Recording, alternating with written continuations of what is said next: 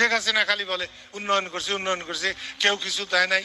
আরে হাসিনা যে পরিমাণ চুরি করছে এই পৃথিবীতে কেউ অত চুরি করে নাই। একটা মেট্রো রেল হয়েছে, তার 2টা স্টেশন ভাঙছিল। হাসিনা নিজে কইছিল 5 থেকে 700 কোটি টাকা লাগবে। হায় রে চোরের চোর, এই 2টা স্টেশন ঠিক করতে একটায় টাকা লাগছে 20 লাখ, আরেকটা টাকা লাগছে 1 কোটি কয়েক টাকা।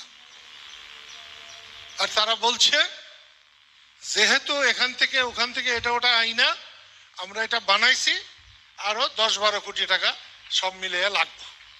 10-12 কোটি টাকা আর 500-700 কোটি টাকা এক টাকা, এই টাকাগুলা কার? কার বাবার টাকা? সব সময় সব প্রজেক্টে এইরকম টাকা চুরি করছে। শেখ হাসিনার আশেপাশে যারা ছিল প্রত্যেকেই চোর। তার পিয়নেরও বলে 400 কোটি টাকা, তার যে চা খাওয়াইছে তারও বলে 400 কোটি টাকা। আমি তো চাই আমার লেখালেখি করে যে, আমার গাড়ি চালায় যে, সে ভালো বাড়ি থাকুক, তার ছেলে মেয়েরা লেখাপড়া করুক। আমার যদি 1 কোটি থাকে তারও 2 লাখ থাকুক, 3 লাখ থাকুক, 4 লাখ থাকুক, 5 লাখ থাকুক। 400 কোটি টাকা কি জন্য বলছে? যে উনি বালা, ওনার পিয়নের 400 কোটি।